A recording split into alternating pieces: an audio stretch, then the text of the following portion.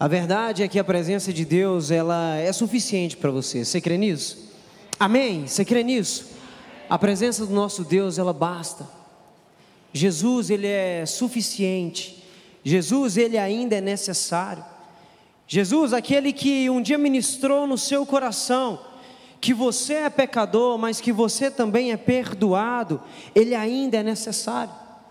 E aquele que um dia ministrou sobre você as verdades do reino dele, e que um dia cativou o seu coração para se entregar a ele, ele ainda tem muito mais para fazer na sua vida. Você crê nisso? Porque o nosso Deus, ele é eterno. A sua palavra, ela é a mesma ontem, ela é a mesma hoje, e ela vai permanecer por toda a eternidade. Porque a palavra do Senhor, ela não volta vazia. E enquanto existir um coração angustiado, desejoso pela presença do Pai, haverá esperança para mim e para você. Enquanto houver pessoas que desejam a presença de Cristo, enquanto houver pessoas com uma Bíblia na mão, ou melhor, com uma Bíblia no coração, a verdade do reino vai continuar a ser proclamada, e a verdade dele vai continuar salvando pessoas. Mas vai fazer diferença na vida daqueles que se entregam,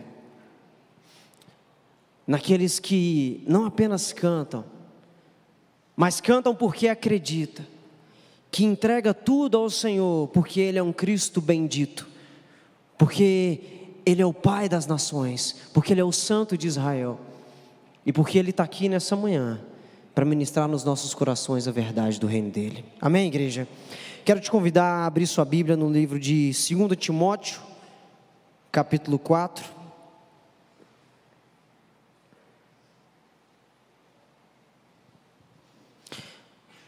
Segundo Timóteo, capítulo 4, do verso 1 ao verso 5.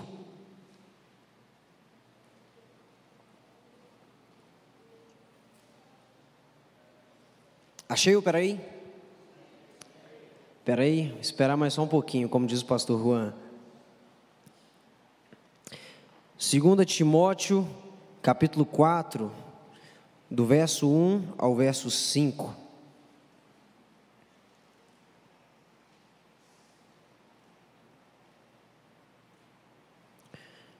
texto diz o seguinte: diante de Deus e de Cristo Jesus, que há de julgar vivos e mortos, pela sua manifestação e pelo seu reino, peço a você com insistência, que pregue a palavra, insista, quer seja oportuno, quer não, corrija, repreenda, exorte com toda paciência e doutrina, pois virá o tempo em que não suportarão a sã doutrina, pelo contrário, se rodearão de mestres, segundo as suas próprias cobiças, como que sentindo coceira nos ouvidos, eles se recusarão a dar ouvidos à verdade, entregando-se às fábulas.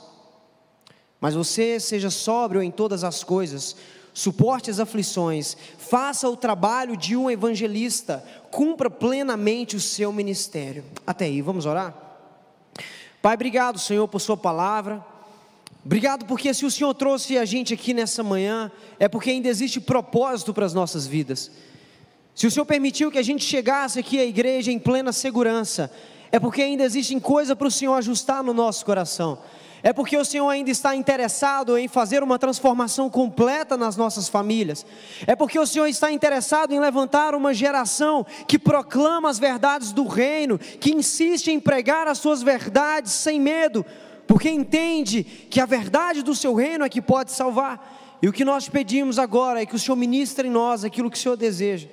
Que o Senhor tire de nós toda distração, tudo que não agrada ao Senhor, e que a gente possa sair daqui transformado à imagem e semelhança do Teu Filho. Em nome de Jesus eu agradeço, Pai. Amém. Queridos, eu não sei quanto a você, talvez você também tenha feito esse tipo de reflexão, mas para muitos que cresceram na igreja, que nasceram no Evangelho, muitas vezes nas pregações a gente ouvia os pastores falando: haverá de chegar um tempo onde o Evangelho vai ser calado, eles vão tentar calar o Evangelho.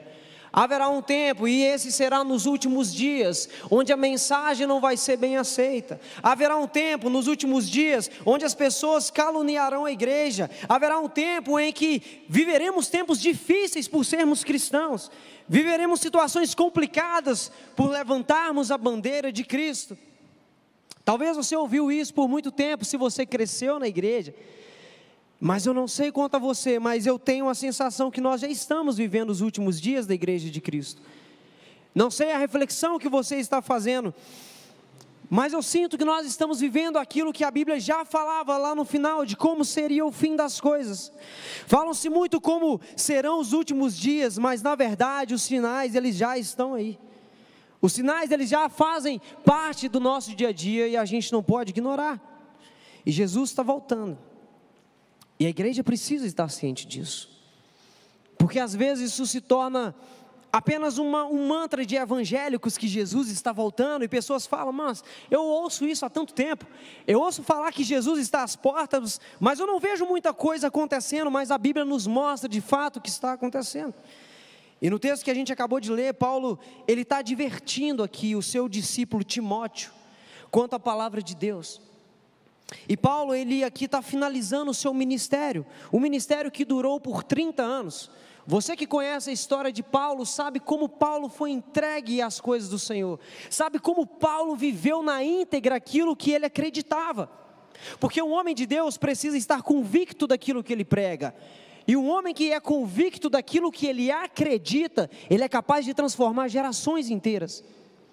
E Paulo foi essa pessoa que estava convicto da mensagem de Jesus, e por isso ele gastou 30 anos da sua vida, sofrendo por causa do Evangelho de Cristo, enfrentando o que fosse preciso enfrentar, para que a mensagem chegasse com verdade, para que a mensagem chegasse com êxito, e não como um simples conselho às pessoas.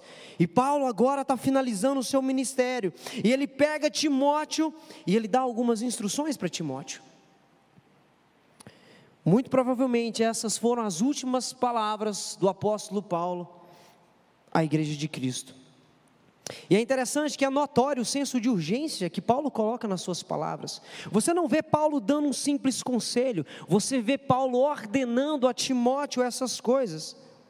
E ele está prestes a morrer, porque ele está sendo perseguido, e ele implora que o seu discípulo Timóteo leve a sério a palavra de Deus. Ele está falando, Timóteo, isso aqui não é brincadeira. Timóteo, senta aqui que eu vou te falar uma coisa que talvez é a coisa mais importante que você já ouviu. Paulo, ele tem esse senso de urgência porque ele está aflito, e ele implora que Timóteo pregue a palavra de Deus. Talvez você tenha algumas responsabilidades na vida, que quando você olha para ela, você fala assim, meu Deus do céu, eu acho que, se não for eu, talvez isso aqui não vai para frente.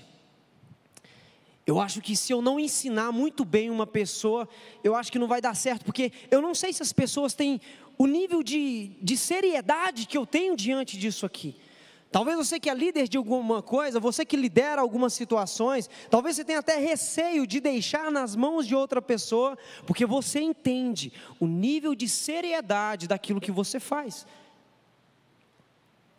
Mas quando não tem jeito, quando você precisa entregar isso para alguém, talvez porque você não vai estar ali o tempo todo, o que você faz? Você ensina, você insiste com a pessoa, você fala, você educa, e mais do que isso, você mostra o senso de urgência dessa situação. Às vezes quando a sua mãe precisa sair, lá na infância, na adolescência, ela falava assim, olha, eu vou ali, mas você tem que ficar atento ao leite, porque ele está esquentando, se você virar o olhar vai derramar. Aí o que você pensa, o que você faz? Bom, vou ficar aqui. Só que você vira um segundo, olha e já derramou, não é desse jeito? É desse jeito, a gente não entende porquê, mas é assim. Mas quando a mãe fala assim, olha, o seu irmão mais novo precisa desse leite, se esse leite derramar, não tem mais. Você fica vidrado ali, não vai sair até o leite estar no ponto, porque ela te passou um senso de urgência, ela te passou uma necessidade, ela te falou o propósito daquilo. O que Paulo está fazendo aqui com Timóteo é a mesma coisa. Paulo está indo, Paulo não vai ficar, Paulo ele está prestes a ser executado. Timóteo precisa entender a urgência de pregar o Evangelho. E não só Timóteo, mas nós como igreja de Cristo, precisamos entender a urgência do Evangelho. Porque o Evangelho, ele pode salvar uma pessoa que vive aqui 70 anos, mas pode viver a eternidade na condenação. Percebe a urgência do Evangelho? E ele diz: Timóteo, diante de Deus, Timóteo, diante de Cristo Jesus, Timóteo, que há de julgar vivos e mortos, pela sua manifestação e pelo seu reino, eu peço a você com insistência, pregue a palavra, insista. Timóteo, seja oportuno ou não seja oportuno, corrija, Timóteo, repreende, exorte com toda paciência e com toda doutrina, mas Timóteo, faz alguma coisa e leve a sério. Em outras palavras, Timóteo, pregue como se cada momento da sua vida fosse o último, porque o meu tempo chegou, e eu sei que essa é a coisa mais importante na vida de um homem. A coisa mais importante na vida de um homem. Talvez você pode pensar: poxa, talvez isso era para Paulo, porque Paulo conheceu Jesus, e ele ficou cego, e ele tinha uma promessa. Nós fomos salvos pelo mesmo Cristo que salvou Paulo, e eu e você, nós temos uma promessa, assim como Paulo recebeu uma palavra, que é de anunciar as boas novas da salvação, a tempo e a fora de tempo, estando chovendo ou fazendo sol, a tempo e a fora de tempo. Nós temos a missão de fazer Jesus conhecido por todas as pessoas que encontram com você, que encontram comigo. E quando eu leio esse texto, eu vejo Paulo insistindo com Timóteo, e eu lembro da condição da igreja de Cristo, porque os tempos, eles não são fáceis, os tempos não estão fáceis, e a qualquer momento a sua hora pode chegar, querido, a nossa hora pode chegar. E se chegar, será que as pessoas vão poder olhar para você e falar: viveu uma vida que vale a pena ser vivida? Não foi um crente à toa, aceitou a Jesus e fez jus a essa decisão, honrou o compromisso que fez com Cristo, honrou a responsabilidade de ter uma casa e pastoreá-la com êxito, e cuidar da sua esposa com êxito, e ensinou para os seus filhos o caminho da verdade. Recentemente foi aniversário do meu pai, e todo aniversário dele eu tento postar uma coisa diferente, mas eu não consigo. Eu posto sempre o mesmo texto, porque quando eu paro para lembrar de tudo que ele fez, somente uma coisa me chama muito a atenção, porque de todos os brinquedos que ele poderia me dar na infância, de toda a educação que ele pôde pagar para mim, de todas as etiquetas de comer com garfo da maneira certa, de não interromper as pessoas enquanto elas estão falando, isso foi importante, mas isso não foi o mais importante. Hoje, se eu puder agradecer o meu pai, eu diria: pai, obrigado, porque o Senhor me ensinou o caminho da verdade. Obrigado, porque várias vezes eu pude entrar na porta do seu quarto, e sem querer eu estava te interrompendo, porque você estava orando. Obrigado, porque o seu exemplo na angústia foi um exemplo de oração, de confiança no Senhor. Se o Senhor não me desse nenhum brinquedo, se o Senhor não me levasse para nenhuma viagem, ainda assim eu seria grato, pelo exemplo de vida com Cristo que o Senhor me deu. Mas será que quando a gente partir, as pessoas vão poder dizer a mesma coisa de nós? Nossos filhos vão dar um testemunho válido sobre a vida que nós vivemos em Cristo? Porque isso não é para depois, isso é para agora. Porque se você parar para pensar, qual foi o dia da sua decisão por Cristo? Tem gente que vai falar: foi há 30 anos atrás. Eu me converti há 40 anos atrás. Mas quando para observar a sua jornada cristã, percebe que ainda não se entregou de uma maneira que vale a pena viver. Porque o tempo passa e a gente não percebe. Pessoas passam pelas nossas mãos e elas simplesmente vão embora, sem que elas sejam impactadas pelo verdadeiro Evangelho de Cristo. E isso é muito sério, porque nós temos o Espírito Santo dentro de nós, e o Espírito Santo é Deus, o Espírito Santo é Jesus. E quando eu olho na Bíblia, eu não vejo uma pessoa que se encontrou com Cristo e não foi impactada pelo testemunho de Jesus. Não encontro uma pessoa na Bíblia que conheceu Jesus e ficou do mesmo jeito. Alguns ficaram com raiva, mas ficaram com raiva porque a verdade de Jesus trouxe à luz os seus pecados. Toda pessoa que se encontrou com Jesus foi transformada. As pessoas que se encontram conosco precisam ser transformadas. Nem que talvez elas fiquem com raiva de você, porque quando se aproximam de você, percebe a luz, e elas olham para si mesmas e falam: meu Deus do céu, eu acho que eu estou com a vida errada e eu preciso me ajustar.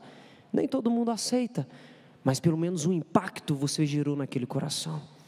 Paulo foi um homem que dedicou em torno de 30 anos ao Evangelho, e no fim da sua vida, ele ainda estava desesperado para que o Evangelho continuasse a ser pregado. Ele não está satisfeito com tudo que ele fez, não está satisfeito com as igrejas que ele plantou apenas, ele não se bastou pela quantidade de pessoas que se converteram, ele está incendiado, e ele fala: Timóteo, você precisa dizer para o mundo que Jesus ainda é necessário. Jesus ainda é necessário, embora as pessoas digam que não. No mundo onde seguir Jesus se tornou chato, seguir Jesus é ultrapassado, seguir Jesus é algo até ofensivo, a gente não pode esquecer que a Bíblia, ela é necessária, e que as verdades bíblicas precisam ser proclamadas, e precisam ser vividas por nós, porque as guerras estão aí, controle populacional está escancarado, a aversão ao Evangelho está se tornando cada vez mais evidente nas mídias, e a gente não pode fingir que isso não está acontecendo. É só uma fase, não tem nada a ver. Pessoas estão gritando para que as igrejas sejam fechadas. Pessoas estão gritando para que o Evangelho seja silenciado. Pessoas estão implorando para que pastores possam distorcer as verdades bíblicas, para que elas vivam como elas querem viver. E pouco a pouco encontramos igrejas que têm feito do Evangelho uma piada. O Evangelho pouco a pouco está se tornando um crime para os insensatos e uma piada para os falsos profetas. E quando eu faço essa comparação, me pergunto: será que a igreja contemporânea está tendo o mesmo senso de urgência que Paulo teve? Porque Paulo, ele não estava brincando de cristianismo. Quando ele levava a verdade, ele levava toda ela. E ele ainda falava: se alguém pregar um outro evangelho, além desse que está escrito aqui, que seja rejeitado, não pode ser aceito. Porque assim como Paulo estava vivendo naquela época os seus últimos dias, nós como igreja estamos vivendo os últimos tempos. E à medida que o tempo passa, a sensação que temos é que muitos cristãos entendem o Evangelho só como parte da sua vida, e não ela na sua totalidade. E essa mentalidade está matando as igrejas, porque eu sou cristão aqui dentro, e eu acho legal tudo que é falado, mas de segunda a sexta existem partes que não fazem mais sentido viver. Não faz sentido eu contar a verdade, até porque uma mentira, ela pode me livrar de muitas situações. Se eu entendo o Evangelho só como um pedaço da minha existência, então eu entendo que a igreja é só um clube do qual eu faço parte, que eu comemoro quando eu finalizo os processos, mas a maior comemoração, a maior celebração é a transformação interna que Jesus está fazendo em você todo dia. Essa é a celebração que nós temos que ter primeiro. Evangelho não é um título que eu coloco em mim mesmo, como se eu fizesse parte de uma comunidade apenas. O Evangelho, ele é a bússola da nossa existência. Ele é o norte de todas as coisas. Ele é o óculos que eu coloco e agora eu enxergo todas as coisas de uma maneira diferente. E agora nenhuma decisão da minha vida, ela pode ser tomada sem que eu consulte a palavra do Senhor. Nenhuma atitude, ela pode ser pensada se eu não passar pelo filtro da Bíblia. Se para mim o Evangelho não é o centro da minha vida, então eu entreguei o meu coração para um falso Cristo. Eu entreguei o meu coração para um Cristo que gosta só dos pedaços da minha existência. Paulo entendia o Evangelho como uma coisa mais importante da sua vida, e por isso ele diz: Timóteo, eu insisto, prega o Evangelho. Prega o evangelho como uma notícia que não pode ser guardada, mas sendo uma boa nova que precisa ser anunciada. Mas só proclama o evangelho nesse nível de intensidade quem o enxerga como a coisa mais importante do seu dia a dia. Quem não vê o evangelho como o centro de toda a existência não se empolga com a boa notícia. Sabe quando você recebe uma notícia boa e você fala: meu Deus, eu tenho que falar isso para as pessoas. Não, eu tenho que contar, alguém tem que celebrar isso aqui comigo. Às vezes não é o tempo, mas eu tenho que falar, porque, poxa, eu não posso guardar isso só para mim. Eu fico me perguntando qual foi a última vez que eu tive a mesma sensação quando eu li um texto da Bíblia. Quando eu leio um texto da Bíblia, eu quero virar para as pessoas e falar: cara, você tem que ver isso aqui. Você tem que ouvir o que Jesus falou comigo nisso aqui. Você não pode ficar de fora do que eu estou vivendo com Jesus. Você entende que a partir da minha nova caminhada com Cristo, eu vi pessoas se convertendo que eu nunca imaginei que hoje estariam na igreja? Você tem noção que depois que eu comecei a levar a Bíblia a sério, áreas da minha vida estão sendo mudadas? Minha personalidade, que eu achava que era uma só e era imutável, eu estou sendo mudado. Eu estou sendo transformado, eu sou uma outra pessoa. Mas quem não se empolga com o evangelho não consegue transformar nem mesmo a sua própria casa.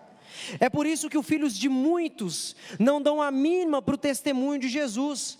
Porque se eu, que sou um pai de família, eu que sou responsável pelo meu lar, eu que sou o sacerdote da minha casa, não demonstro essa urgência para aqueles que vivem comigo, por que eu espero a conversão deles? Eu falo de Jesus talvez porque eu quero que eles venham à igreja, mas quando eles olham para mim, eles não entendem que o evangelho é a minha prioridade, que a vida com Cristo é tudo para mim. Ao contrário, quando eles observam a minha rotina, percebem a minha urgência em relação ao trabalho, porque no meu trabalho eu entrego tudo no prazo, no meu trabalho eu honro o meu chefe, no meu trabalho eu sou excepcional com os meus clientes, e eu quero ser uma excelente referência na minha área. Mas quando o assunto é igreja, eu só chego atrasado no culto. Quando o assunto é igreja, eu não dou a mínima para os processos da igreja. Eu não valorizo aquilo que está sendo entregue. Eu saio de um atendimento discordando de tudo que o pastor fala. Como que os meus filhos vão enxergar a urgência no evangelho se essa é a minha postura? Quando um líder da igreja, um líder de célula, entrega para você uma exortação, chama a sua atenção, quando você volta no carro com a sua família, o que é que eles estão ouvindo você falar? Quando um direcionamento é entregue às ovelhas, o que é que nossa casa ouve? O que é que minha esposa escuta eu falar do meu pastor? O que é que a minha esposa escuta eu falar dos meus colegas de ministério? Como eu quero que ela seja mudada e cresça na fé, se eu estou denegrindo a imagem de Cristo, que é a igreja? Porque não tem como desassociar a igreja do próprio Senhor Jesus, é impossível. Porque a igreja é a noiva de Cristo. Chega para Jesus e fala: eu odeio a sua noiva, eu odeio a sua igreja. Porque se alguém chegar para mim e dizer que odeia a Bruna, querido, uma confusão você vai arrumar. Ou no mínimo você não vai entrar na minha casa. No mínimo nós não vamos ter um bom relacionamento.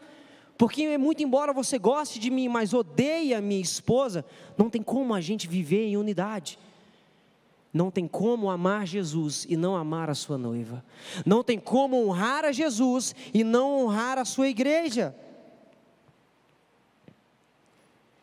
A urgência de Paulo é grande, mas não apenas porque ele está prestes a morrer, mas porque tanto ele quanto Timóteo, quanto nós, entendemos que um dia a gente vai prestar contas a esse juiz. Em 30 anos de conversão, o que Jesus vai virar para uma pessoa e dizer: poxa, filho, que exemplo de vida com Deus que você teve, que exemplo de honra e gratidão você teve. Ou Jesus vai olhar para as nossas mãos e falar: poxa, você só tomou uma decisão, mas não trouxe ninguém com você. As pessoas passaram pela sua vida e continuaram da mesma forma. As pessoas conheceram você e não foram impactadas por nada. Você esteve em ambientes em que ninguém honrava o meu nome e você não foi capaz de me honrar publicamente por vergonha.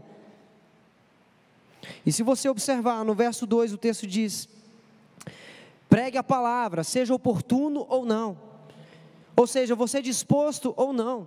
Porque Jesus, isso eu tenho aprendido muito, Jesus não está comprometido com a minha boa vontade. Jesus está comprometido com a minha obediência. Jesus não está comprometido com esse sentimento de preguiça, se eu quero ou não, se eu concordo ou não. Jesus está comprometido com a minha obediência. Jesus não esperou o cenário perfeito para cumprir a sua missão. Jesus estava cansado de ser xingado. Andava dias e dias e dias para realizar um milagre e receber a ingratidão das pessoas. Jesus sofreu, e na cruz os açoites incomodavam, mas isso não importava, sabe por quê? Porque Jesus entendia que o seu compromisso era com a ordem de Deus expressa sobre ele, e não com o conforto do seu corpo. Então, se o próprio Cristo, que é o meu exemplo de vida a ser seguido, não hesitou, então por que eu estou achando que eu preciso hesitar um pouquinho? Por que eu estou achando que só porque eu não gosto, eu tenho que fechar a cara? E como diz o Augusto ontem, ser um pé de breque na vida das pessoas que querem me potencializar.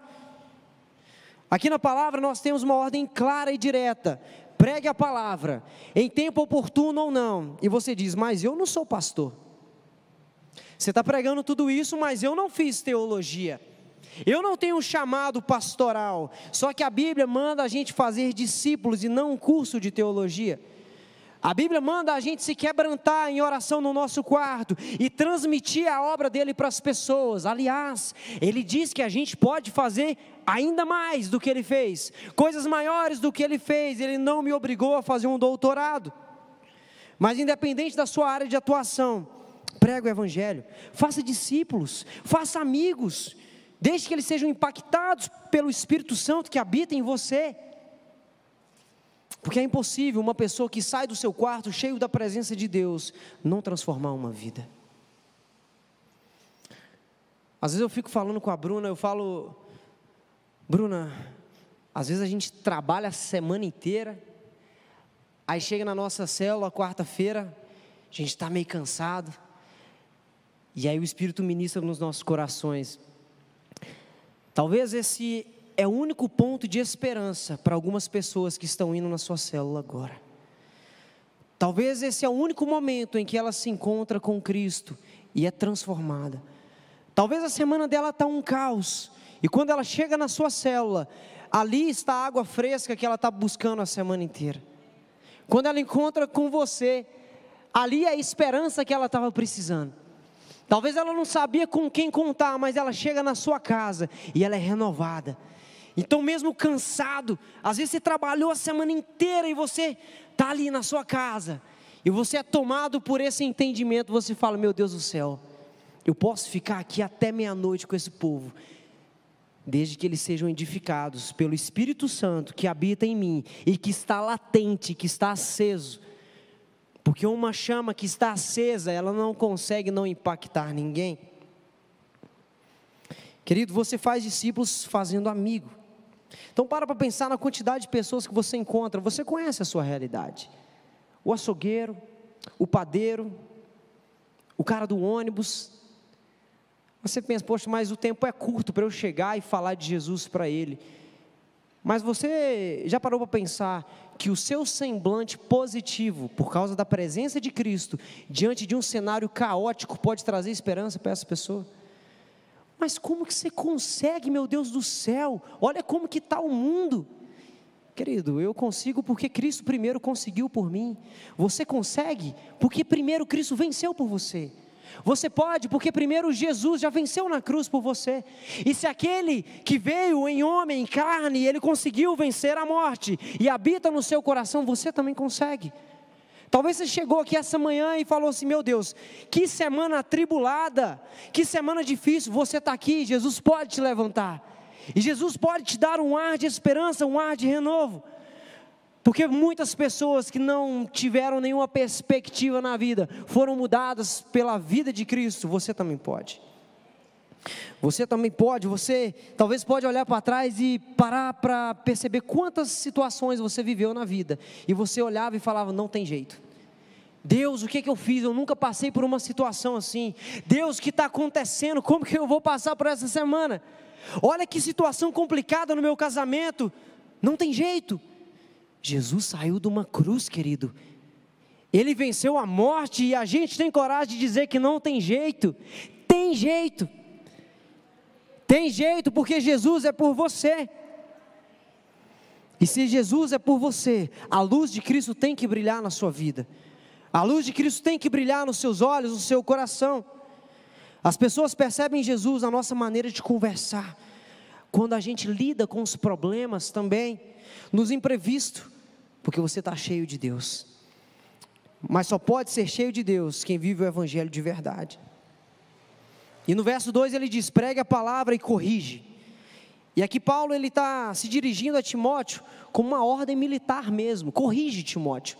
E corrigir significa convencer os que contradizem. Aqui quer dizer trazer luz aos pecados, revelar o erro. E eu tenho aprendido que correção ela é diferente de punição. Quem corrige na intenção de ferir, quem corrige na intenção de machucar, de ofender, de colocar para baixo, está fazendo errado, não está obedecendo a Deus. Porque a correção primeiro deve ser feita com amor, visando o acerto. Quem corrige deve ter em mente que está corrigindo para acertar o alvo e não para ferir. Tem que corrigir para que o outro tenha uma vida plena e não para que você mostre que você é um líder de autoridade, não para provar a força que você acha que lhe foi imposta, porque ninguém lidera na opressão. Ninguém é respeitado pela violência, mas pelo exemplo. Eu só consigo corrigir se primeiro eu aceito a correção do Senhor com humildade, com submissão, e entendendo que agora eu estou caminhando para o êxito, para o acerto. Da mesma forma a Bíblia diz: repreende e exorta. E tudo isso faz parte do ensino daquele que foi chamado por Deus. Então você que é pastor da sua casa, e quando eu digo pastor da sua casa, é você que tem autoridade ali dentro. Você que tem a responsabilidade de zelar pela cultura de Jesus no seu ambiente. Você que é luz de Cristo. A gente precisa levar a retidão das Escrituras com longanimidade e doutrina. Tem muita gente no nosso redor que está errando, sabe? E está errando às vezes porque não sabe da verdade. Está errando em situações que para a gente, isso aqui não faz tanto sentido. Se fosse um erro mais grotesco, eu até poderia chegar e pontuar. Mas existem pessoas errando perto da gente, talvez elas não tenham como serem mudadas, porque a gente está negligenciando a ordem de Cristo. Talvez porque a gente não está orientando elas conforme a Bíblia. Talvez porque a gente nem está vivendo a Bíblia de verdade. Porque talvez eu possa dizer que pecado é eu trair a minha esposa. Pecado é eu ser desonesto. Pecado é eu poder agredir uma pessoa. Mas se eu não tenho intimidade com a Bíblia, eu não entendo que pecado é nutrir a soberba no meu coração. Pecado é eu nutrir a desonra no meu coração. Pecado é eu ser ingrato diante de tudo que Deus está fazendo nas nossas vidas. Pecado é eu amaldiçoar o outro no meu coração. Tomara que dê tudo errado. Bem feito porque deu errado. Pecado é essa motivação que ninguém vê. E às vezes a gente está vivendo uma vida miserável espiritualmente, porque a gente está atento a tudo aquilo que é escandaloso no externo, mas a gente não está preocupado com aquilo que está gritante no interno. Porque a Bíblia fala que o homem vê o exterior, mas Deus vê o coração. É o seu coração que Jesus está vendo agora. É o seu coração que Jesus vê de segunda a sexta. Talvez o meu chefe, ele pode ver o que eu faço, mas Deus sabe o que eu sinto. Deus sabe o que eu penso. Deus sabe o que eu sinto do meu cônjuge e o que eu estou desejando para ele. E eu estava lendo hoje um texto em Salmos, e o salmista, ele está agradecendo, Salmos não, em Samuel, e Davi ali, ele está agradecendo a Deus: obrigado, Senhor, porque o Senhor me retribuiu de acordo com a retidão do meu coração. Ele diz: obrigado, Senhor, porque o Senhor está me retribuindo de acordo com a pureza das minhas mãos.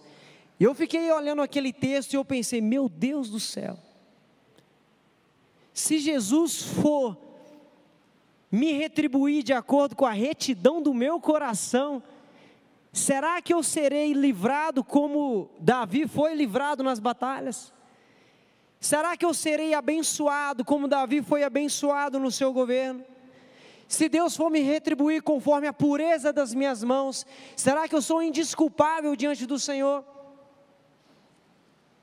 Que ousadia Davi teve para dizer isso para Deus: obrigado, o Senhor me retribuiu conforme a minha retidão, o Senhor me retribuiu conforme a obra das minhas mãos.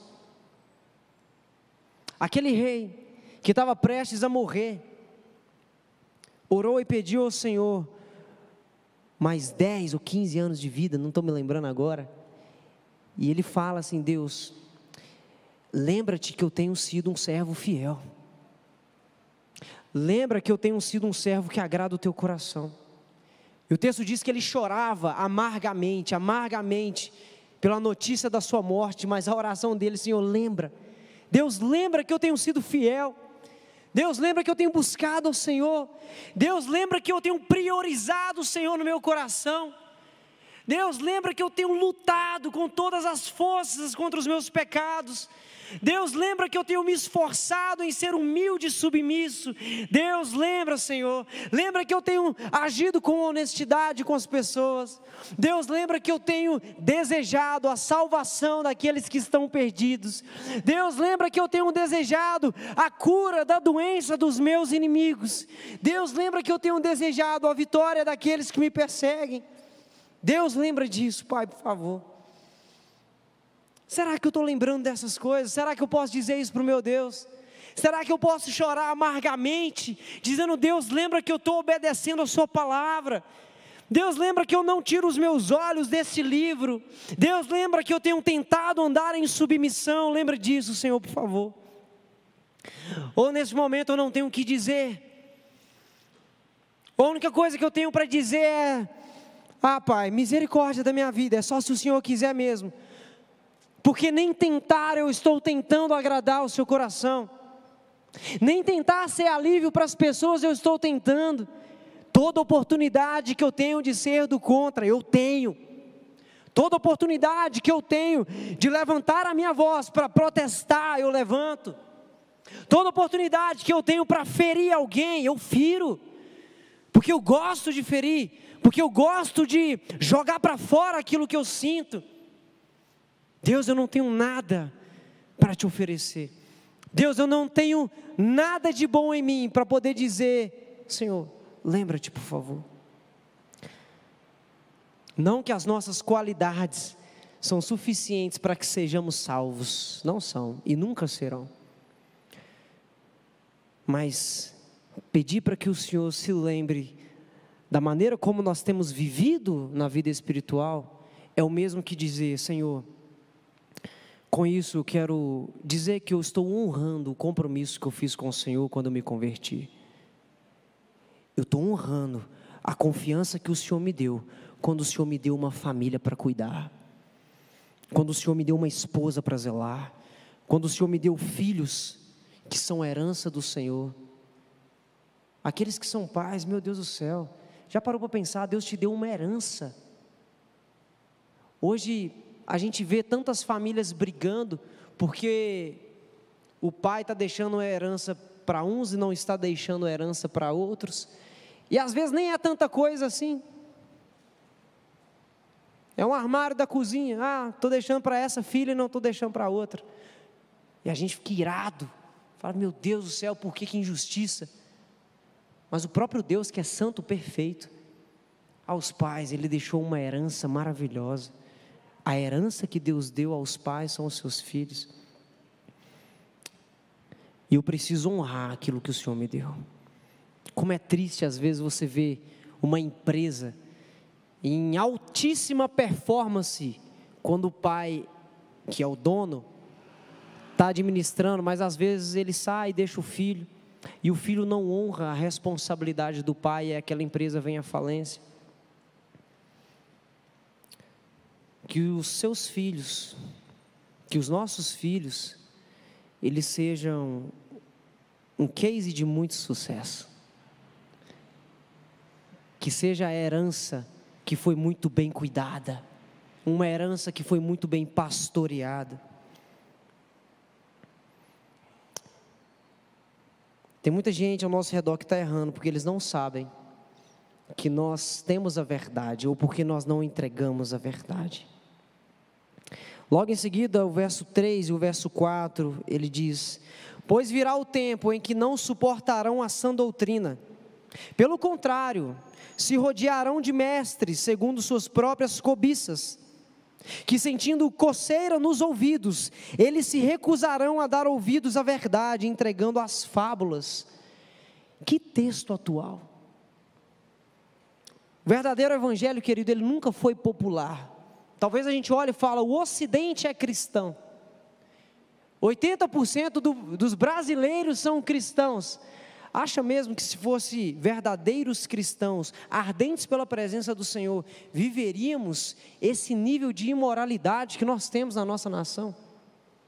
Acha mesmo que se fosse 80% da nação brasileira cristã, vivendo de maneira intensa, teríamos esse nível e esse índice de corrupção? Porque a qualidade de uma nação não foi entregue aos governos, foi entregue à igreja. O êxito de uma nação não foi entregue ao presidente, não foi entregue aos governadores, estão ali para administrar, mas o êxito de uma nação é pelo coração daqueles que nela vivem, porque família forte, cidade forte. Família que vive o que a palavra diz, é uma família forte, indestrutível, como a cidade forte a gente tem. O verdadeiro evangelho, querido, nunca foi bem recebido na sociedade, nem abraçado pela maioria. Sabe por quê? Porque o verdadeiro evangelho, ele traz luz à realidade do homem, e a realidade do homem é que ele é um pecador, e ele é imoral. Em Romanos diz que todos pecaram, e porque eles pecaram, eles estão destituídos da glória de Deus, ninguém é indesculpável. Desde sempre os homens repudiam a mensagem da cruz e a doutrina de Cristo, porque ela vai de encontro com uma vida inteira de desobediência. A Bíblia vai de encontro com uma vida inteira de reprovações, e diante da verdade, dessa verdade, nós somos reprovados. E nesse versículo Paulo está alertando a Timóteo quanto às pessoas que recusariam o verdadeiro evangelho, e ele está falando, Timóteo, vai ter gente que vai recusar isso aqui que eu estou pregando, vai ter gente que vai ouvir você pregar e dizer, eu não concordo com isso. Vai ter gente que vai ouvir você pregar e vai falar, é porque ele vem de um contexto diferente, né? Na verdade, a realidade dele é outra, ele não conhece a minha vida, ele não sabe da minha história, então eu não preciso aceitar tudo que está dizendo. Ele está dizendo, Timóteo, as pessoas vão procurar mestres que alimentam as próprias cobiças delas. Timóteo, as pessoas vão procurar mestres que falam aquilo que elas querem ouvir. O pastor Juan cita uma coisa sensacional. As pessoas não querem líderes que confrontem o seu pecado, elas querem líderes que liberam o seu descontrole, elas querem líderes que falam aquilo que elas querem ouvir. Já parou para pensar? Às vezes a gente faz umas perguntas que a gente já sabe a resposta, mas perguntam para 10 pessoas, esperando a gente ouvir aquilo que a gente quer. Será que tem um pastor que vai dizer que eu posso fazer isso aqui? Porque os outros 30 que eu perguntei condenou. E esse fato traz luz aos simpatizantes da mensagem. Sabe o simpatizante da mensagem? Aquele que gosta da igreja. Poxa, eu gosto da igreja. Eu gosto da igreja porque lá está tudo bem. Eu chego na igreja e está todo mundo quietinho. Eu chego na igreja e todo mundo é feliz. Então eu até esqueço que eu estou vivendo uma vida errada. Eu gosto da igreja porque lá nem todo mundo sabe da verdade do meu coração. E pelo menos lá eu posso ouvir uma música gostosa, agradável, né? Eu posso ouvir o pastor dizer que eu sou o centro do coração de Jesus. Esses gostam da mensagem do amor. Esses gostam da mensagem da paz. Esses gostam da graça barata. Há um texto na Bíblia que Jesus fala: eu não vim trazer paz, eu vim trazer guerra. Você pode pensar, meu Deus do céu, mas Jesus falou, Ele não é o príncipe da paz. Não é que Jesus não quer a paz. Naturalmente, a pessoa de Cristo geraria guerra no coração daqueles que odeiam a Ele. Naturalmente, as pessoas, ao olharem a vida de Jesus, vão falar: eu quero guerra com esse homem, eu quero guerra com esse cara aí, eu quero guerra porque ele está achando que ele pode dizer que eu estou vivendo uma vida errada, quando na verdade eu não quero ouvir ninguém dizendo isso. Aqui Paulo está enfatizando todas as pessoas que se sentem confortáveis com uma religião, mas não querem se comprometer com o evangelho, tanto que vivem em busca de uma igreja que lhes atende perfeitamente. Estão em busca de igrejas que pastores vão levar a sua dor embora. Estão em busca de líderes que levem o seu incômodo para longe, quando na verdade deveriam buscar o evangelho que confronta, que os fazem mais parecidos com Cristo a qualquer custo. Ao contrário, buscam pastores e líderes que vão dizer como você é forte. Rapaz, você é forte demais, você é muito inteligente. Não, pelo amor de Deus, anda do meu lado, que eu preciso de ter alguém igual você perto de mim. Gente que está procurando igrejas em que pastores vão dizer: você é capaz, você é sensacional, você é muito talentoso, não conheço ninguém como você, você merece destaque, anda aqui comigo, por favor. E o que importa mesmo neste mundo é se você é feliz. Alguns querem ser felizes, mas já parou para pensar que boa parte da nossa vida a gente não vai encontrar essa felicidade se a nossa felicidade estiver condicionada à nossa carnalidade? Tem gente que acha que vai ser feliz quando divorciar. Meu Deus do céu, quando eu divorciar dessa mulher eu vou viver uma vida de verdade. Quando eu divorciar desse marido, aí está tudo certo. Quando meus filhos saírem de casa, aí eu vou viver uma vida ok. Quando eu colocar a minha carnalidade em prática, aí eu vou ser feliz de verdade. Enquanto existir uma parte do nosso coração que entende a felicidade pela carnalidade, nós viveremos muito infelizes. E temos de viver mesmo. Porque a carne milita contra o espírito e o espírito milita contra a carne. Então, se você permanece vindo à igreja domingo após domingo, participando de uma célula, e se você se sente infeliz porque você tem que abandonar alguns pecados, se alegre com isso. Se alegre com isso, porque se Jesus tem incomodado a você, é porque Ele ama você. É porque Ele ama a sua geração, é porque Ele sabe que Ele precisa fazer uma história transformada na sua vida, mas para que isso aconteça, hábitos têm que ser abandonados, verdades têm que ser, você tem que abrir mão de determinadas verdades.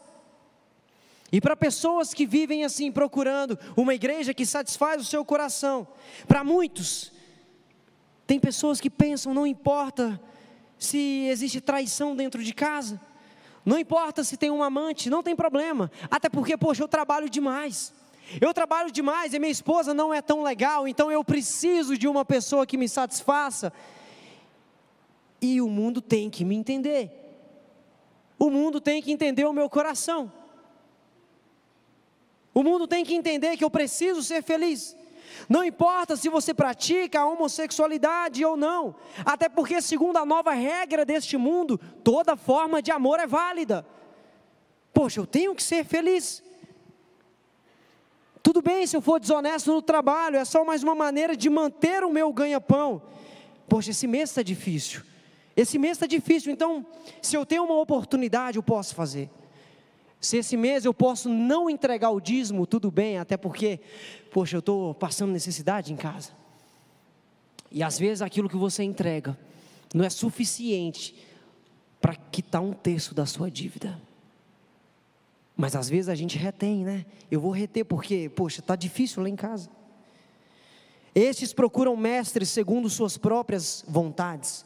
Mestres que vão aquietar a coceira dos seus ouvidos, porque seus corações não suportam mais ouvir a doutrina do evangelho, o coração não aguenta mais ouvir o evangelho da cruz. Tem gente que não está tolerando, meu Deus do céu, quantas igrejas esse ano, não sei se você viu, pastores chegaram de púlpito para dizer: isso aqui não é mais pecado aqui na igreja, isso aqui não é mais pecado aqui. Aqui está tudo bem se você fizer dessa forma. Aqui está tudo bem se você viver desse jeito. E nós já estamos vivendo essa verdade, queridos. Mas a nossa igreja, você, PIBBH, como que nós estamos entendendo o Evangelho de Cristo? Como negue-se a si mesmo, ou no final vai dar tudo em pizza, está tudo bem. Como diz o pastor, algumas pessoas dizem, Deus vai me entender, Deus tem que me entender, Ele não me ama. Se Jesus me ama, Ele não tem como me lançar no inferno. Se Jesus me ama, Ele não tem como me condenar, Ele vai me entender. Queridos,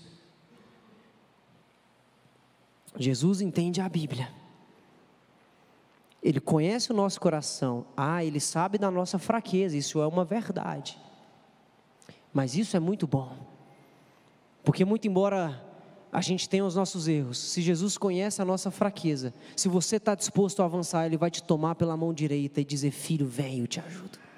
Filho, eu não desisto de você. Eu não desisto de você. Enquanto você quiser, a gente vai estar junto. Enquanto você quiser, a gente vai andar junto. Não quer dizer que você não vai errar. O que eu espero de você não é perfeição. O que eu espero de você é uma luta diária pela santidade. É isso que eu espero de você. O que eu espero de você é um filho que não se contenta com a maneira que vive. O que eu espero de você é um filho que, muito embora é exortado todo dia, tem um coração desejoso pela mudança. Timóteo está descobrindo o que lhe aguarda no futuro próximo. E ele tem duas opções, ou ele se cala, ou ele expõe a verdade do Evangelho. E tudo isso que eu disse, é uma realidade ou não da nossa vida? Diante da sociedade que mata os profetas, diante de uma sociedade que censura aqueles que falam a verdade da Bíblia, qual tem sido a minha postura? Você esconde? Você se deixa levar pela ordem desse mundo? Ou a gente prega o Evangelho? Ou você faz diferença com as suas atitudes? É muito fácil eu dizer que eu sou contra a mídia antibíblica, porque às vezes tem isso, né? Eu sou contra essa mídia que fala contra a Bíblia. Isso é ruim, é ruim. Mas ser contra não basta. Não basta eu ser contra uma propaganda que denigre a imagem de Cristo. Não basta eu ser contra um canal de YouTube que desmoraliza a pessoa de Cristo. Se eu não faço absolutamente nada para educar os meus filhos na verdade, ao contrário, se eu estou terceirizando a educação dos meus filhos para babá, para a escola em tempo integral, para o professor de música e artes, se eu não pastoreio o seu coração, não adianta eu protestar contra a mídia. O Kids está aqui, é uma bênção, Kids. Eu adoro esse ministério. Muitos pais vieram para a igreja porque entenderam a seriedade do ministério infantil, isso é uma bênção. Mas uma coisa que a gente ensina muito aqui no Kids, é que quem pastoreia mesmo o coração das crianças são os pais.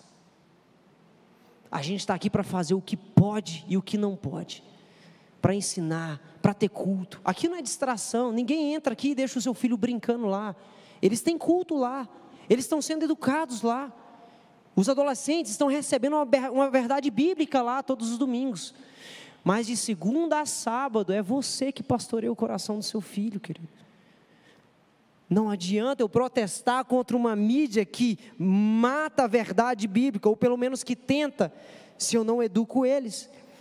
Numa era em que as pessoas estão se refugiando em fábulas religiosas, é necessário de homens e mulheres de verdade, que não têm medo e que não têm vergonha do Evangelho que os salvou.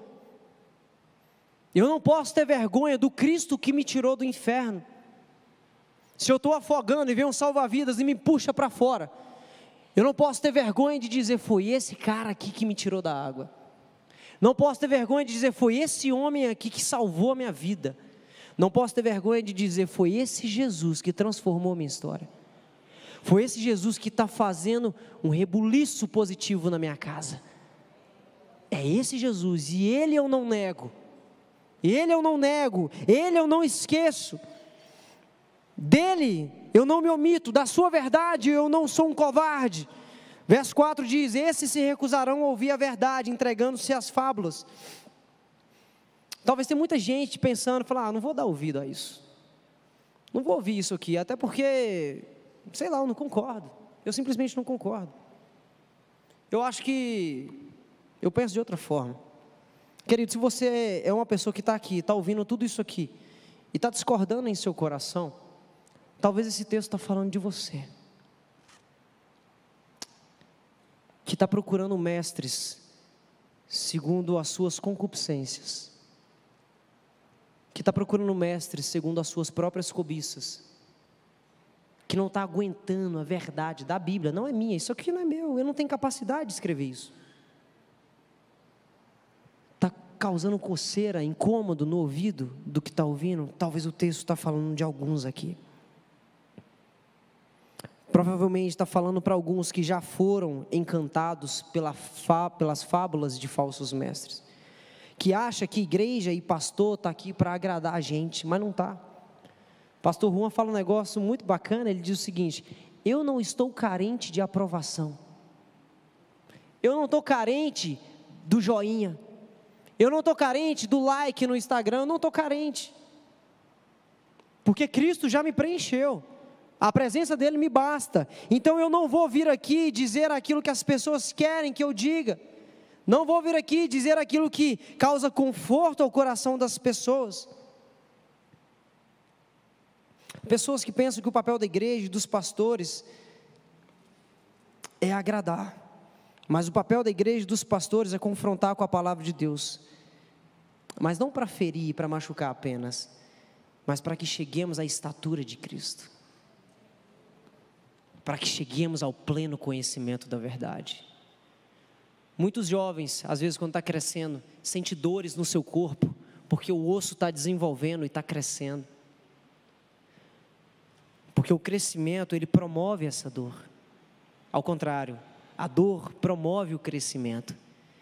Querido, se Jesus está tocando o seu coração e você está sendo ferido por aquilo que a Bíblia está falando, se alegre. Se alegre, porque esse é o preço a ser pago para que cheguemos à estatura de Cristo. E nesse processo existe dor. Porque no verdadeiro evangelho você vai virar do avesso, mas vai valer a pena. Jesus vai virar você do avesso, mas vai valer a pena, porque se Cristo, que foi perfeito, se Ele sofreu de todas as formas e ainda assim morreu em obediência ao Pai, quem sou eu para achar que eu não preciso negar a mim mesmo? Quem sou eu para achar que eu não preciso de mudanças para ter uma vida que agrade ao Senhor? Eu sou o maior necessitado de toda essa dor que promove uma mudança verdadeira. Eu sou o que mais carece de uma dor que me transforma de dentro para fora.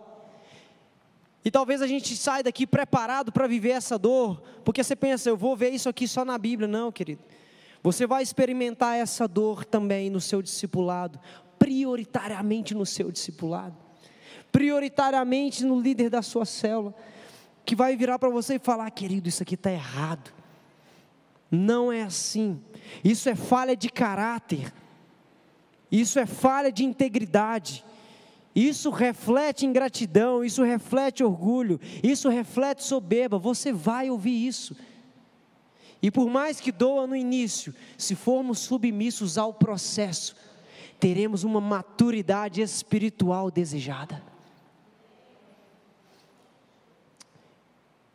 E o nosso sonho é que a gente de fato tenha uma família espiritual que deseje muito viver isso, que se alegra no processo da dor, que se alegra no processo do sofrimento, que se alegra na correção, fala: Pai, obrigado. Gente, quantas vezes eu saí da sala do Juan agradecido, quantas vezes, até hoje, agradecido pelas correções, agradecido pela dor que foi provocada no meu coração, causada por um defeito aqui dentro. E isso vai acontecer para que cheguemos à estatura de Cristo, para que sejamos formados à imagem e semelhança do Senhor. E o versículo 5, ele diz o seguinte: mas você seja sóbrio em todas as coisas, suporte as aflições, faça o trabalho de um evangelista e cumpra plenamente o seu ministério. No verso 5 o texto começa dizendo: tu porém, seja sóbrio em todas as coisas. Paulo poderia dizer apenas: Timóteo, seja sóbrio, mas ele enfatiza que a sobriedade deve ser presente em tudo. E ser sóbrio é o que, querido?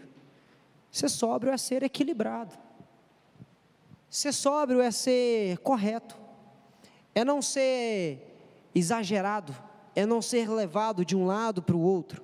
Ser sóbrio é não ser encantado pelo mundo e pela vida.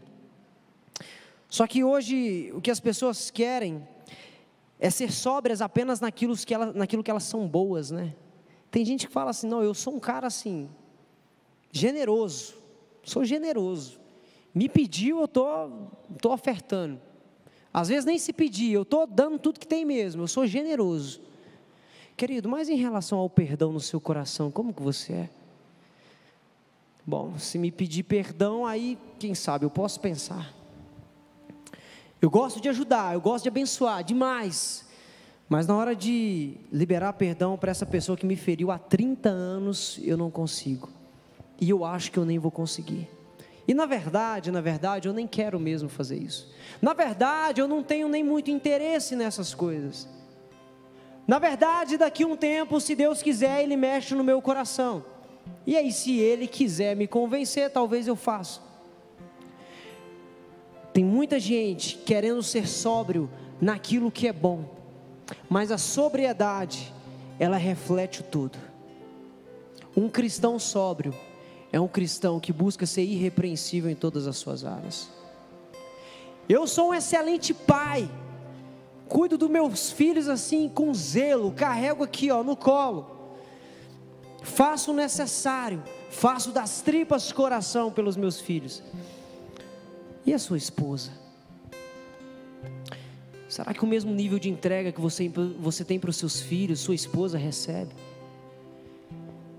Será que a esposa recebe o mesmo nível de atenção, de cuidado, de abraço? Será que a esposa recebe o mesmo nível de prioridade? Quando na verdade a esposa tem que ser até mais. Porque os filhos são a herança do Senhor, você recebe, você cria, mas um dia eles terão as próprias famílias, eles terão as próprias vidas, mas a esposa vai continuar. Lembra de Jó? Perdeu tudo, perdeu os filhos, mas a esposa de Jó permaneceu. Talvez a gente quer ser sóbrio só naquilo que a gente é bom. Sou ótimo com os meus filhos, mas eu preciso ser excelente com a minha esposa. Sou sóbrio em doar, sou bom em doar, mas preciso também ser muito bom em perdoar. Sou sóbrio em servir na igreja, o que precisar eu estou lá, mas se chamar minha atenção, eu fecho a cara e saio da igreja. Se chamar minha atenção, a coisa vai ficar feia. Jesus nos chama para uma vida de sobriedade, nos chama para uma vida de integridade. É por isso que a gente vê tantas pessoas mais apegadas a partidos políticos do que ao Evangelho, e pessoas que estão dentro da igreja, sabe? Porque o partido político, ele é assim, ele pega algumas coisas que para ele é muito bom, e as outras ele despreza um pouco. O outro partido já pega o que é o oposto do lado de cá, e despreza algumas coisas que até mesmo são boas. É por isso que tem tanta gente mais apegada a partido político do que a verdade de Cristo. Porque é muito fácil eu amar um lado, mas é difícil eu me submeter àquilo que Jesus é. O pastor, ele disse um negócio interessantíssimo recentemente. Quem acha que cuidar da natureza e da ecologia é pauta da esquerda, está errado. Isso é pauta do Evangelho. E quem acha que cuidar da família e proteger a sua casa, quem acha que é pauta da direita, está errado. Primeiro é pauta do Evangelho. É pauta do Evangelho e não da esquerda, cuidar dos pobres e mais frágeis. mas também é pauta do Evangelho, e não da direita, que do suor do teu rosto comerás. É pauta do Evangelho, é pauta de Cristo, é pauta do Senhor Jesus. Por isso o Evangelho, ele não tem lado político, o Evangelho, ele é integral. Por isso eu não posso colocar o Evangelho dentro de uma ideologia, porque as ideologias não suportariam o peso e o padrão do Evangelho. Ideologias não podem suportar a exigência do Evangelho.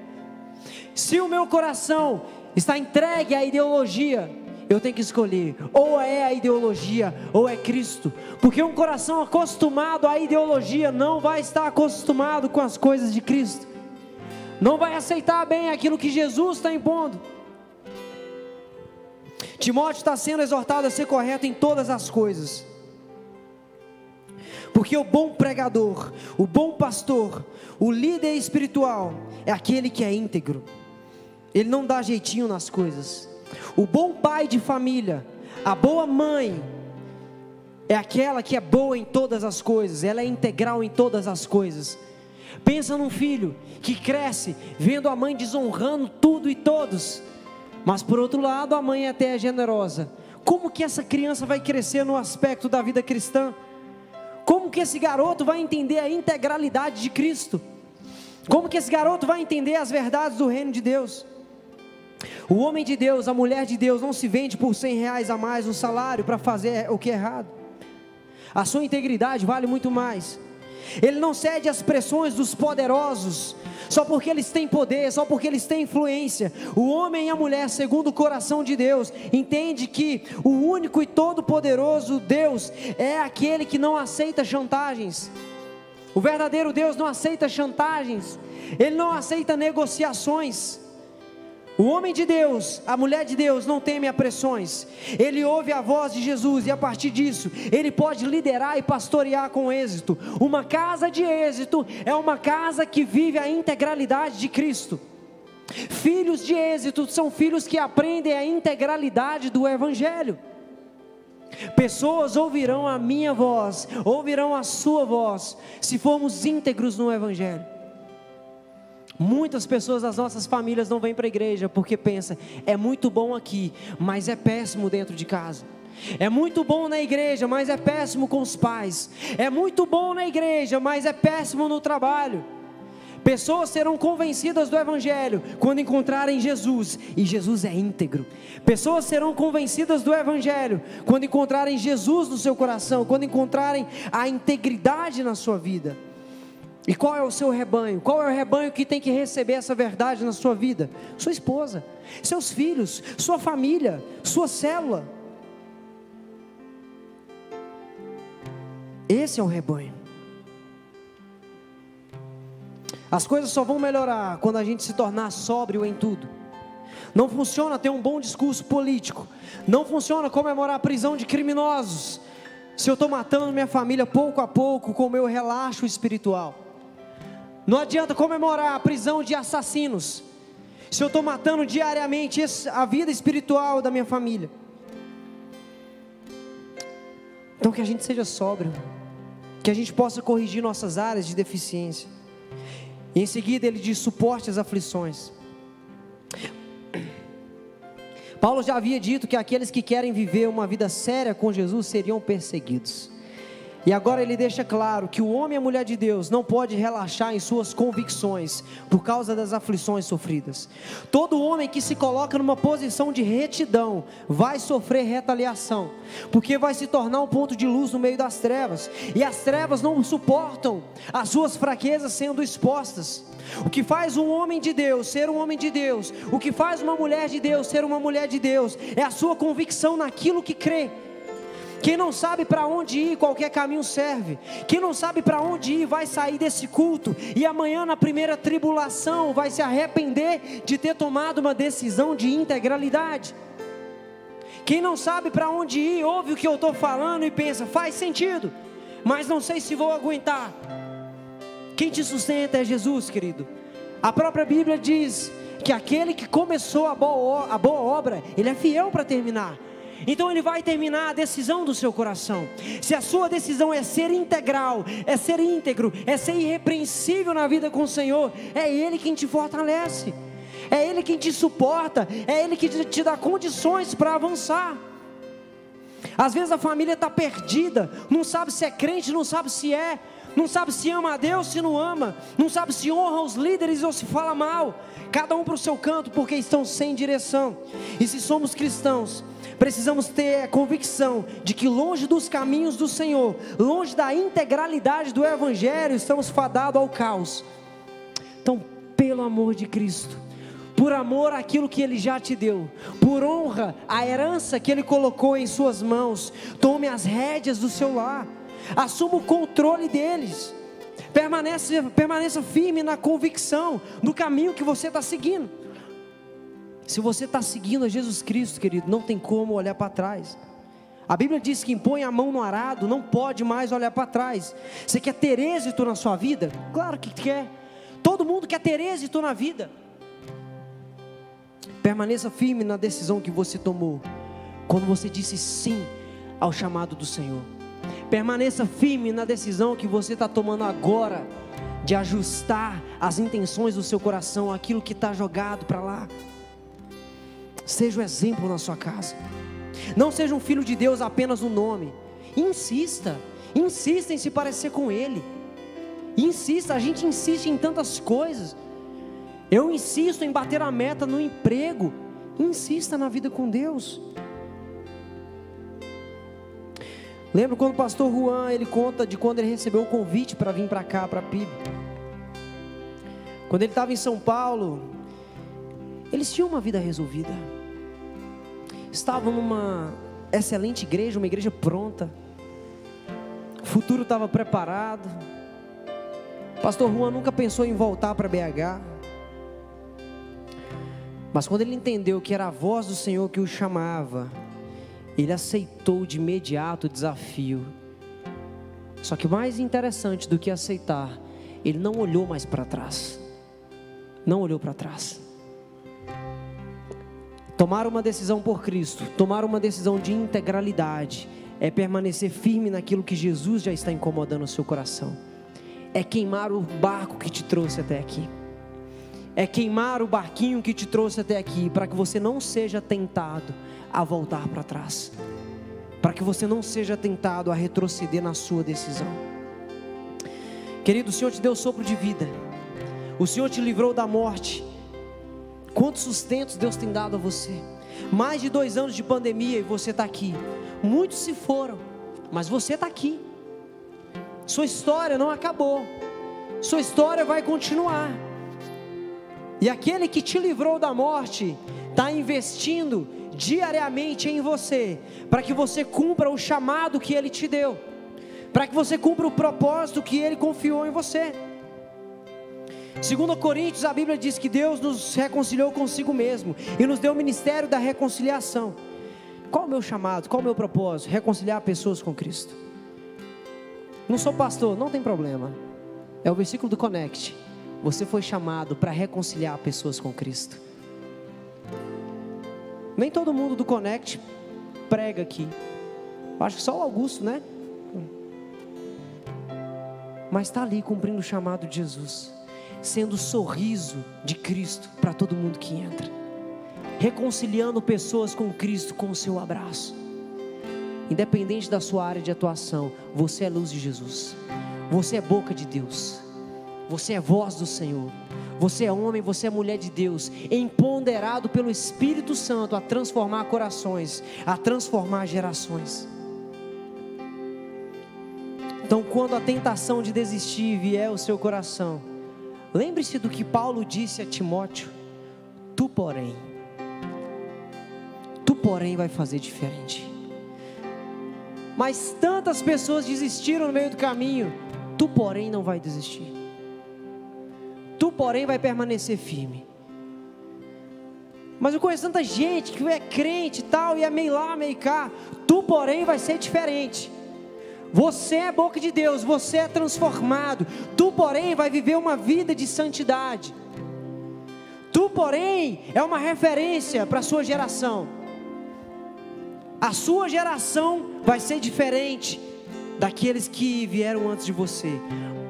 Mas eu não tenho um histórico assim, meus pais não foram, meus pais não ensinaram. Mas você vai ensinar. Mas você carrega uma porção que vai transformar a história desse país. Já parou para pensar nisso? O seu filho pode ser um herói da fé desse tempo. Seus filhos serão os heróis da fé dos próximos anos. Seus filhos serão os heróis. E você talvez vai ser o mestre que ensina. Quero te convidar a se colocar de pé nesse momento. Vamos orar.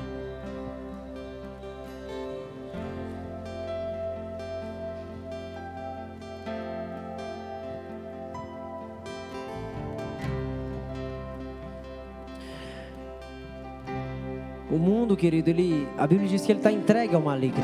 No mundo jaz o maligno, mas no mundo também jaz os filhos de Deus, que vão fazer a diferença na sociedade. Não pelo poder da eloquência, Jesus pode te capacitar para isso, mas primeiro por aquilo que nasce no coração. Jesus vai te capacitar para isso.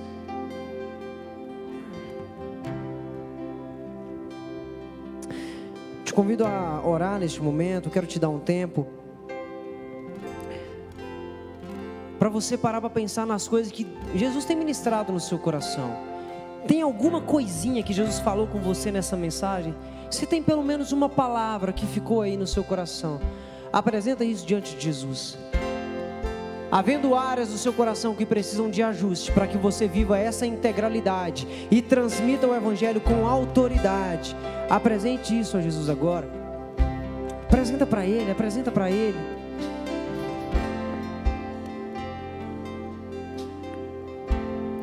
Deus, nós te agradecemos, Senhor, por sua bondade. Pai, a gente te louva. A gente te louva porque a gente crê que o Senhor tem poder para todas as coisas.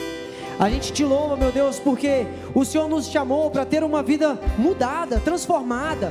O Senhor não nos chamou para a gente ter uma família que vive em decadência, não. O Senhor nos chamou porque a partir do teu exemplo teremos uma vida que agrada ao Senhor e teremos uma família que transforma pessoas. E a gente também, Deus, quer colocar diante do Senhor essas áreas do nosso coração. Talvez que a gente está lutando há tanto tempo, que sabe que precisa resolver, mas a gente ainda não tem a coragem, meu Deus, de tomar uma decisão, por medo da desistência, por medo de perder, por medo de fraquejar. Deus, mas é importante lembrar que aquele que nos chamou, aquele que começou a boa obra, vai terminar em nossos corações. Deus, que o Senhor termine isso que o Senhor já começou, que nossas áreas de fragilidades sejam retiradas. Talvez não vai ser da noite para o dia, mas nos ajude a insistir, Deus, a sermos persistentes na nossa transformação. E que a partir disso, Deus, sejamos cada vez mais cheios do Senhor, para transbordar na vida desses que nos conhecem, para sermos luz na vida desses que precisam do Senhor, e para que eles, Deus, para que eles encontrem descanso em Ti, Pai. Em nome de Jesus eu agradeço.